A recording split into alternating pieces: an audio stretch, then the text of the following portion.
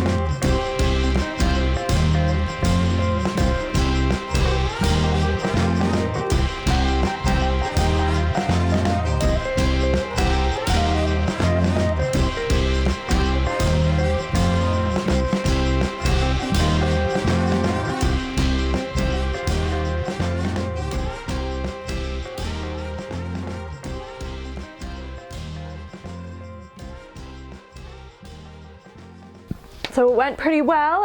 My needle broke, which was something that I should have probably changed before I started, but that's no fault of the pattern or the machine or anything. It's just kind of wear and tear because you are going so fast.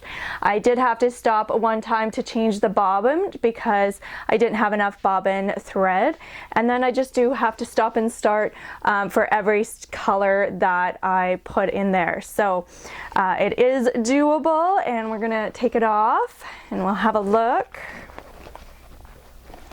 So I'm not too sure on the best method. I'm probably going to cut into it first, cut around it, maybe tear the tearaway off. I don't know. All right, so cut around it. I'm gonna tear the tearaway off. That came off pretty clean around the edges. And then I'm gonna take my little snippers. Actually, I'll probably take my fabric scissors. So it'd probably be easier if I did this on white canvas. I feel like I'm gonna take maybe a lighter or maybe some better light because it is pretty dark, but that actually worked out really well. Sturdy, but it's not thick. If I wanted maybe to do an actual patch, I could use double stabilizer, or just depending on what I'm going to be putting it in for. There is a little bump on the back just from when I did the E isn't quite on place because that's where my needle broke, and I was glad I was able to catch that, but it just did some puncturing. And it was just a practice run and just getting all my threads clipped. You can really tell, you know, the blue and the green don't work so well, but yeah, you can do your own, transferring your files from your computer now to your embroidering machine, and you can do so much with that. So if I was going to be making more patches, some things to think about, I would make them all in one hoop, so then you're able to streamline it, making sure that your colors are correctly chosen that you're going to be using, and that the file, it seemed like the only thing maybe about this file is that the response is a little bit closer to the top. The bottom part's closer to the top, but the top part is really nicely aligned, and it just looks really good all around as a patch.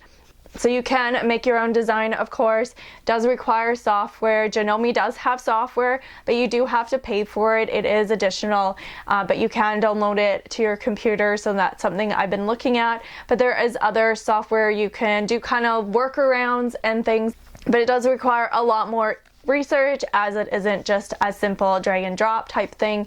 It's going to be a little bit more of a workaround than something that obviously you're going to pay for. Another option, if you have a file that you want to convert, you can pay someone to digitize your file to make sure that it is correctly set up. So thanks so much for watching this video. Let me know if you have any comments or suggestions down below, and I'll talk to you later. Bye!